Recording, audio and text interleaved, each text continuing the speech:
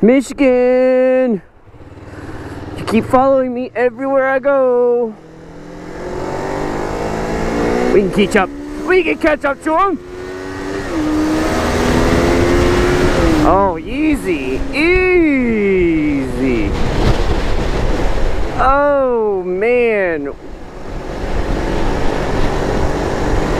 Look at those dark clouds. Tonight and tomorrow is going to be a nightmare for bikers around here. I will be taking my car to work, and tomorrow I will be taking my car to work. But all of next week is supposed to be bright and shiny in the 80s. Cannot wait. No more of these half cloudy days, half sunny days. Just straight sun, and it'll be perfect.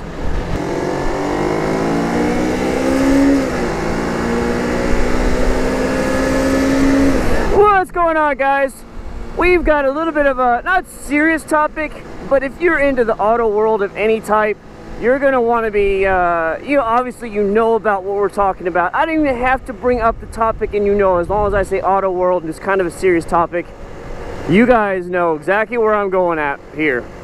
So obviously, I think it was yesterday, the BBC announced they are firing Clarkson and not renewing his contract at the end of this season, which was a massive bombshell, as you guys all know, to the auto enthusiast world out there. You know, you may not agree with it, and I know I don't, but I understand why they had to let the guy go, because, workplace violence can't be tolerated. I totally understand that. I'm not for, like, being able to just go in there and knock out somebody at work just because you hate them. But at the same time, you've got to just sit there and wonder, did he complain about this producer before? Did he come out there and say, look, I'm having issues getting through with them or whatever? And did the BBC just push that off and say, you know what, I don't care. This is who we want running it, and that's who you're going to have.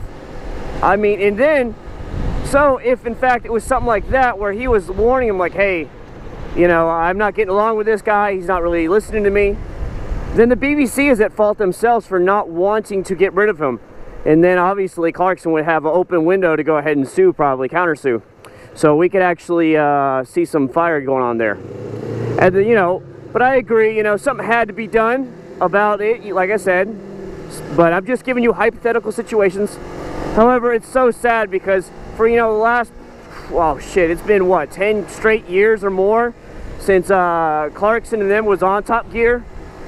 And, it's never going to be the same, no matter who they pick up, because, who's going to replace Jeremy Clarkson? There's nobody out there that can do it. And that's just going to be a major, major problem for them. And I've already starting to see on the video clips of James May and them saying that they refuse to go ahead and tape any more Top Gear as long as Jeremy's not with them. So it could be the end of Top Gear as we know it. Now, I wouldn't want to watch it with anybody else either. That's how firm I am about the situation. How I'm like, you know what, if he's not on it, I don't care. I know there's Top Gear USA, which is an awful, god-awful fucking show. Alright, it shouldn't even be on the air. It was a bunch of bullshit. It's on History Channel. Another one of my gripes, well, it's reality bullshit that's on History Channel. I was a history major in college. And to see the History Channel have gone down so far, fuck it.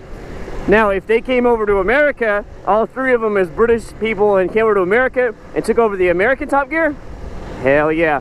But I'm sure it's in some contract clause where they can't touch it at all. And, so my hope is that somebody out there, one of these big other companies, whether it's American or whatever, steps up to the plate and says, you know what, we'll hire all three of you. You pick out the producer that you want, that you guys get along with, and come on over here and basically make the same type of show. I understand it can't be Top Gear because of the copyright clause stuff, but they can make a show somewhat like it and have shitloads of fun, and they'd instantly be a smash hit overnight.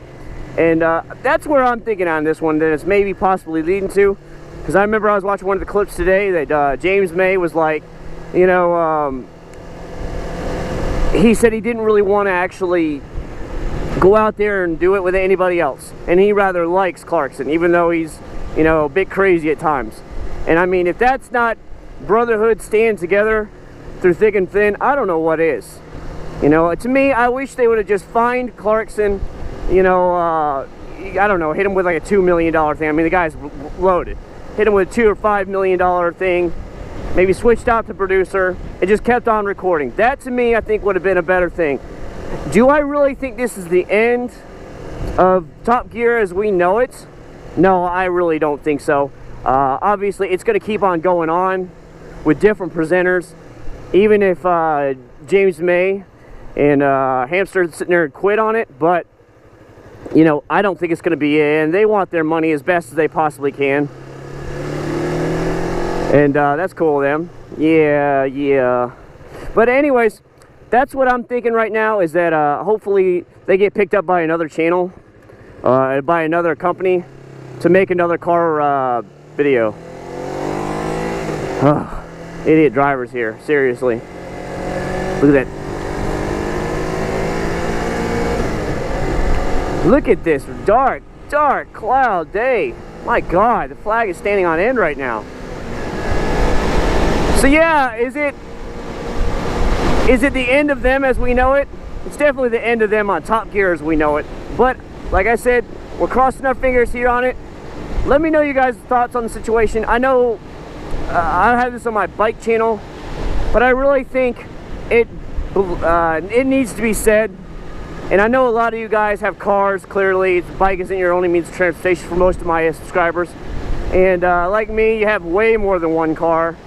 And you just... Let's get some 250 love in here today. Red line. Oh yeah. Well, there you go, guys. That's my 2 bits of what I thought, what I think about this crappy ass situation that's going on right now. I really hope something comes of it sooner than later. I hope we hear about something, but I really felt like, you know, it needed to get out there. And I know you guys are all with me on it. Hell, I've seen people with like 10,000 thumbs up on Facebook saying, well, RIP BBC, there's no point in turning you on anymore. And then, you know, this is going to impact them more than just in the ratings. It's going to absolutely wreck them financially. It really will, because of the fact that, you know, that's their #1 show. I think it's one of the #1 shows in the world. You know, they go anywhere and they're known. So if that doesn't tell you it's gonna just destroy them in the pocketbook, I don't know what does. Especially if they have to start with 3 brand new producers all over again. Their ratings are just gonna absolutely plummet. So anyways, I figured I'd share a few minutes of a topic with you. And I hope you guys like this little bit of a short story. And like, we'll see. Alright guys, take care, and I will see you guys a little bit later. Time for me to get under some cover before the rain hits. Later, y'all.